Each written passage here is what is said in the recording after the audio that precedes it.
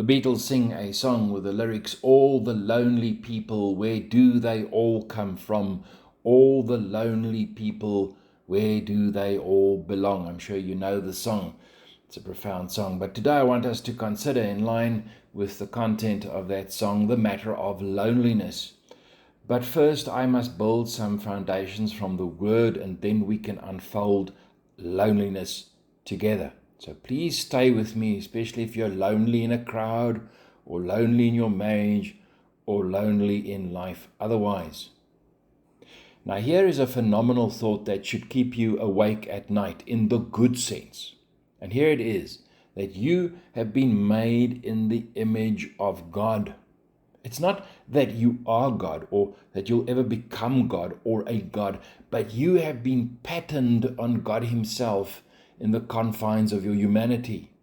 You don't have a throwaway pattern, a second-rate pattern. No, you're patterned on God Himself. And this should always encourage you, especially when you feel lost or like some throwaway, insignificant person. I have been patterned on God Himself. In Genesis chapter 1 verse 26 we read, "Then God said, let us make man in our image according to our likeness."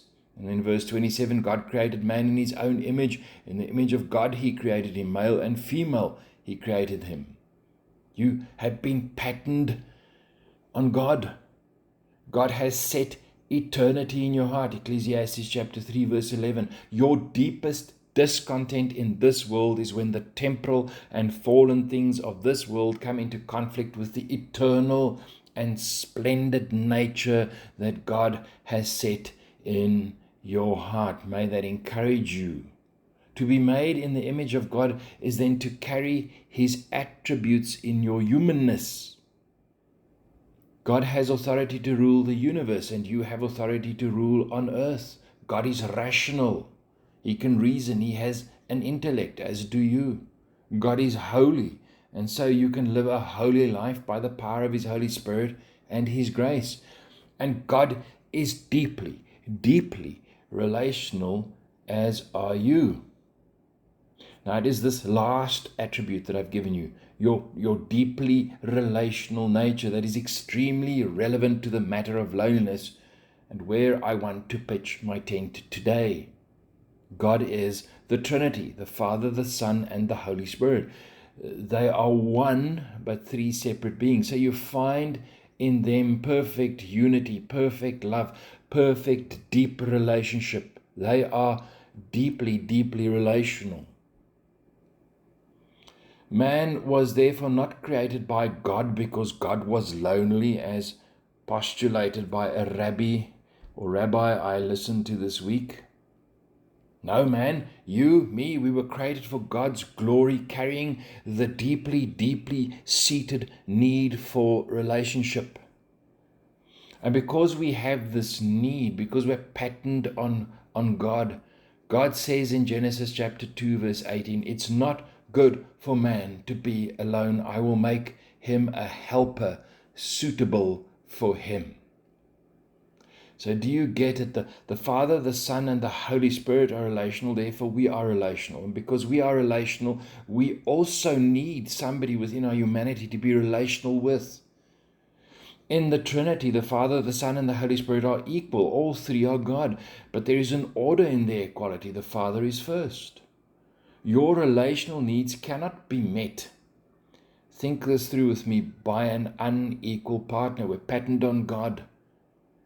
So when God creates Eve as a helper, He is meeting in her and in Adam their need for relationship. And He's meeting that need by an Eve who is equal, not unequal. Commentator Atkinson states it this way, so perhaps helper suitable for him means a helper matching Adam's eminence or perhaps his distinctiveness. It certainly points to one who is fit to stand before the man opposite him as his counterpart, companion, and complement. You see, when we talk about our deeply relational need, we need to understand that it's a relational need that's met in equality, not in inequality. And my point is simply that we are deeply relational, that God has created us, each other, to meet our relational needs. Without relationship, we wilt like flowers without water. Yet, of course, our conundrum is that in a fallen world, it's so difficult to maintain sincere and proper relationship. Relationships hurt. And so isolation is often what we choose because of that hurt, whether consciously or unconsciously, just simply to protect ourselves. But isolation is, of course, the worst thing you can do to yourself. And you're fooling yourself if you think it is a good choice. Don't brag with, I don't need people. You desperately need people. I have a quote on my Facebook page by Honoré de Balzac. He says, solitude is fine, but you need someone to tell that solitude is fine. Solitude is fine, but you need someone to tell that solitude is fine. We are profoundly social, deeply relational. God has placed eternity into our hearts. Jordan Peterson, an eminent psychologist, states, we are so social that you can take the most antisocial human beings imaginable, so psychopathic criminals, and you can punish them by putting them in solitary confinement. It's crazy. The worst of criminals cannot avoid their deeply relational nature. They're punished by solitary confinement, even those who murder others. I follow literature on Alzheimer's disease. One article on dementia states that the risk of developing dementia over 9 years is 20% higher among socially isolated older adults compared with older adults who were not socially isolated. You see, isolation even leads in the long run to dementia or assists in the happening of dementia. Now, this just supports my argument that retirement is not a good thing. It's not biblical. It's best to work as long as you can and to be pushed into social interaction and relations with other human beings. Best I die in the pulpit one fine Sunday morning or in the court one fine weekday than alone in a room in an old age home. Best my mother and father stay with me in my extended family than alone in a room in an old age home, unless there's no other option. Isolation is the great torture of old age. Now, the important thing to notice is that loneliness is at an all-time high in our generation. That's fascinating. In May 2023, the US Surgeon General, Dr. Murthy, declared loneliness an epidemic in the United States. He called it a public health crisis. So why this surge in loneliness? Well, obviously, technology has made us less reliant upon ourselves. But it's complex. There are many factors. You know, one of the main factors is in the Western world, we've become more affluent than the generations before us ever were. We can live lives where we depend less on others. We now have enough money to put granny and grandpa in the old age home. And we put them there, ironically, and when we do that, we isolate ourselves further. I personally think the main reason for the surge in loneliness in our generation is the surge in narcissism. We live in the time period some call the narcissistic revolution. And I quoted that to you in that concept in a previous sermon. And what we mean by a narcissistic revolution is a revolution where everything becomes about me and what I can get for myself. I also quoted this in that sermon. The usage of statements such as I am an important person increased from 12% in 1963 to 77 to 80% in 1992 in adolescence. The popularity of the phrase I am the greatest also increased significantly between 1960 and 2008. The recent publications emphasize self-centered language. In other words, the use of personal pronouns I and I have grown a lot more than we and us. The same applies to Twitter users. 80% tweet primarily of themselves. Your society that you're living in has undergone a narcissistic revolution where the self is the center. And as we put ourselves first, we isolate ourselves from others.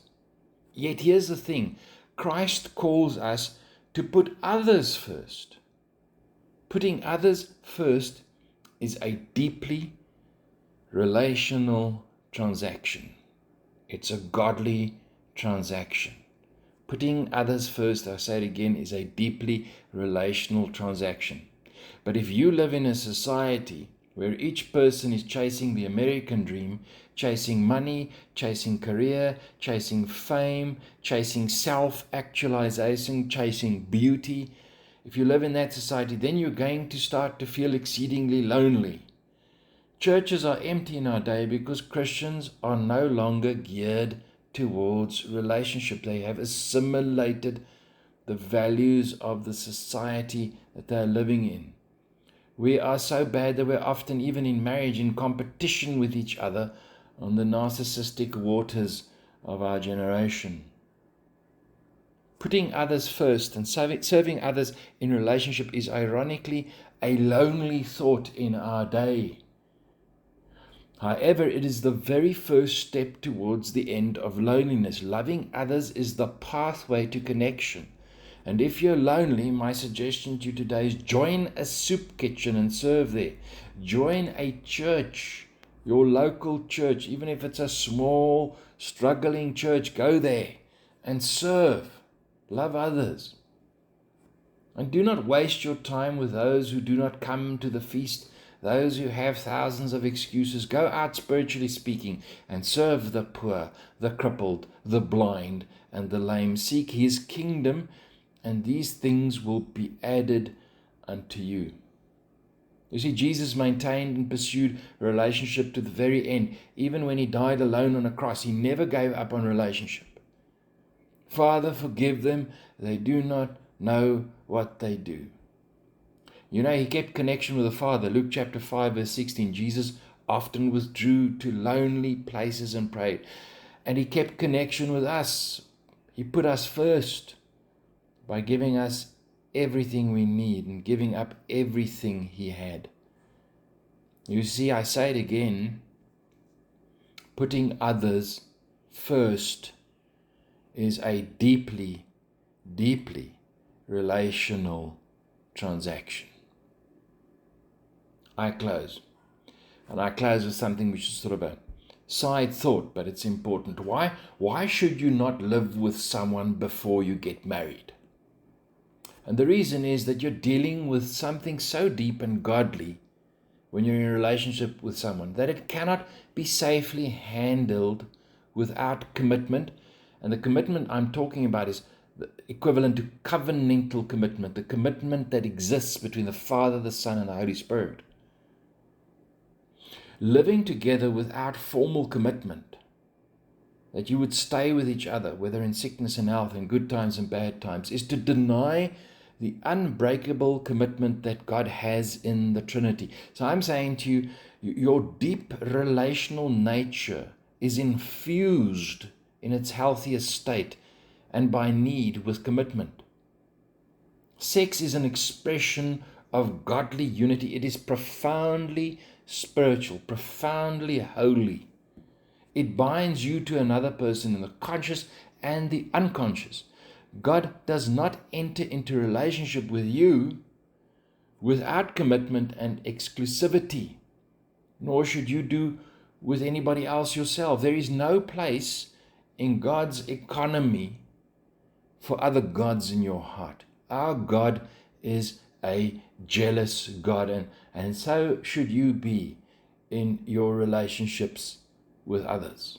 To treat your deeply relational nature as one you could exercise without covenantal commitment is simply to dishonor God and to dishonor your own nature. Relationships are to be treasured. Relationships are to be honored. And relationships are to be protected. Marriage specifically is to be revered. No man should break the covenantal relationship between another man and his wife. The more you seek relationships without honor to others, the lonelier you will get. If I place you first, and if I love you as Christ loves, then I will not live with you outside of marriage. And I will not discard you at the first sight of trouble or the first sight of a better partner. True relationship is deeply covenantal. It's deeply bound to placing the other person first. Loneliness is a consequence, in our society especially, of our seeking to put ourselves first. May God bless you as you seek relationship with Him, as you go to the lonely places as Christ did, so that you can connect with Him. And may God bless you as you seek deep relationships with others. And may He grant you the grace to honor and to love and to serve.